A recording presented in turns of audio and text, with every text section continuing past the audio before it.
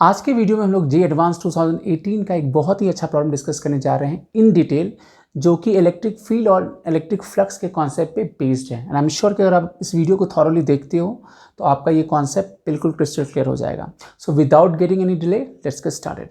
So let me first explain you the situation of the problem. यहाँ पर एक non conducting spherical shell है जिसका रेडियस r दिया हुआ है। इस शेल से एक infinite non conducting wire pass through करता है, जिसका जो PQ सेगमेंट है वो शेल के साथ एसोसिएटेड है। ठीक है, इससे ये पास करता है वायर, और इसका जो लीनियर चार्ज डेंसिटी और लैम्डा दिया हुआ है। ये जो जेड एक्सिस आप देख रहे हो, ये जो वायर है इसके पैरेलल है। ठीक है, इस स्फीयर का जो सेंटर है वो O दिया हुआ है, और परमिटिविटी ऑफ फ्री स्पेस जो है वो इस एप्सिलॉन नॉट ये क्वेश्चन में दिया हुआ है। और फिर हमारे पास चार ऑप्शंस है कि which of the following statement is by are correct. ये मल्टी करेक्ट है, तो इसमें एक या एक से ज़्यादा भी सही हो सकता है, और हमारे पास चार ऑप्शंस हैं। ठीक है, सो हम लोग वन बाय वन चारों ऑप्शंस को चेक करते हैं, इसमें कौन सही है कौन गलत है। ठीक है, सो सबसे पहला जो ऑप्शन है वो क्या है कि electric flux through the shell is √3r lambda by divided by epsilon naught. इसको चेक करते हैं, तो ऑप्शन ए को चेक करते हैं हम लोग। तो हमें पता है जो फ्लक्स होगा वो फ्लक्स क्या होता है, बाय डेफिनेशन क्या होता है, charge enclosed bye epsilon not, right.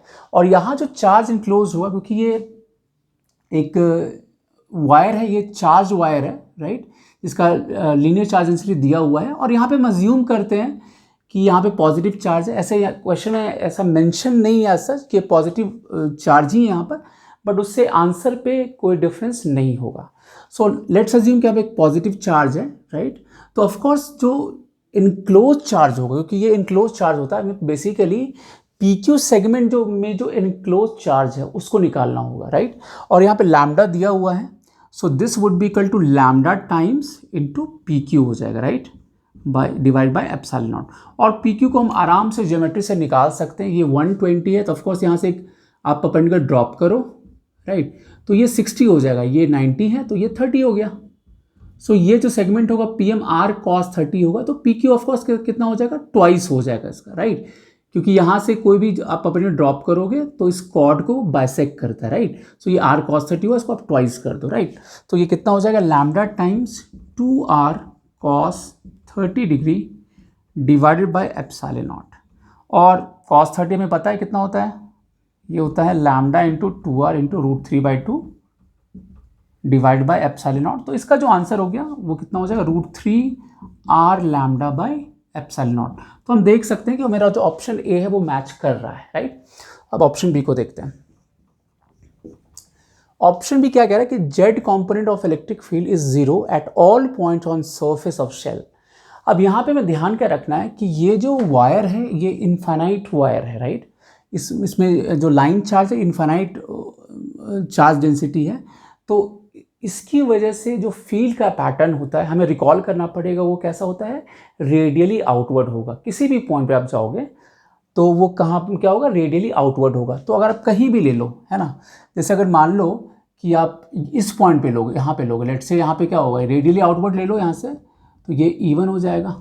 अगर आप यहाँ से कहीं लेते हो तो यहाँ भी क्या होगा, ये E2 होगा, राइट। ऑफकोर्स डिस्टेंस अलग अलग है, तो जो इसका मैग्नीट्यूड होगा वो डिफरेंट होगा, बट जो डायरेक्शन होगा वो यूनिक होगा। यूनिक नहीं बोलेंगे, रेडियली आउटवर्ड होगा, क्योंकि ऑफकोर्स आप चारों तरफ घूमोगे तो डायरेक्शन वेरी करेगा, बट रेडियली आउटवर्ड होगा in all the cases, right. तो यहाँ पर जेड कंपोनेंट पूछा गया इलेक्ट्रिक फील्ड का, और दिया हुआ है कि 0 at all points on surface of shell. तो अगर ये रेडियली आउटवर्ड है, और क्वेश्चन में दिया हुआ था कि ये जेड एक्सिस इस लाइन चार्ज के पैरेलल है, तो अगर ये रेडियली आउटवर्ड है तो इसका जो कंपोनेंट होगा जेड के अलॉन्ग आप किसी भी पॉइंट पे लोगे तो क्या होगा, E cos 90, राइट। या ऐसा भी समझ लो कि किसी भी वेक्टर का उसके परपेंडिकुलर डायरेक्शन में जो कंपोनेंट होता है क्या होता है, 0 होता है, कुछ ऐसा ही केस है। तो ये रेडियली आउटवर्ड होगा तो हर एक पॉइंट पे ये नॉर्मल होगा, हर एक पॉइंट पे नॉर्मल होगा, तो इसका जो कंपोनेंट होगा जेड के अलॉन्ग वो क्या होगा, 0 हो जाएगा। तो E जेड जो होगा E cos 90 किसी भी पॉइंट पे, एंड दिस वुड बी 0। तो यहाँ पे जो ऑप्शन बी है वो भी सही लग रहा है। ऑप्शन सी को एक्सप्लेन करने की ज़रूरत नहीं है, ये गलत है ऑटोमेटिकली, क्योंकि यहाँ पे इलेक्ट्रिक फ्लक्स की बात कर रहा है थ्रू द शेल, और ये हम ऑलरेडी कैलकुलेट कर चुके हैं पार्टी में, which is √3r lambda by epsilon naught. तो ये गलत हो गया, क्योंकि यहाँ पे √2r lambda divide by epsilon naught दिया हुआ है। लास्ट ऑप्शन कि electric field is normal to surface of shell at all points. Of course ये गलत हो गया, क्योंकि हमने बताया था कि रेडियली आउटवर्ड होता है। जो नॉर्मल होगा सरफेस का वो किधर होगा, वो इस तरह। जैसे इस पॉइंट पे हम बात करें तो यहाँ तो ये मैच कर जा रहा है, बट अगर यहाँ पे आप बात करोगे या इस जगह बात करोगे तो यहाँ जो नॉर्मल होगा सरफेस का वो इस डायरेक्शन में होगा, राइट। तो फील्ड ऑफकोर्स इस डायरेक्शन में नहीं है, फील्ड मेरा इस तरफ है, तो नॉर्मल डायरेक्शन में। और यहाँ पे लिखा हुआ electric field is normal to surface of shell at all points. तो कुछ पॉइंट्स पे नॉर्मल होगा, जैसे यहाँ पर ये नॉर्मल हो रहा है, बट हर एक पॉइंट पे ऐसा नहीं होगा। यहाँ पे जो नॉर्मल होगा इस डायरेक्शन में, बट फील्ड मेरा रेडियली आउटवर्ड डायरेक्शन में है विद रिस्पेक्ट टू जो हमारा ये वायर है। तो ऑफ कोर्स जो मेरा ऑप्शन डी है ये भी गलत हो गया। तो इसका जो सही आंसर है वो है option number A and option number B. Interesting. So that's all for this video. Next video में हम लोग फिर मिलेंगे एक नए कॉन्सेप्ट के साथ। Till then take care, good bye.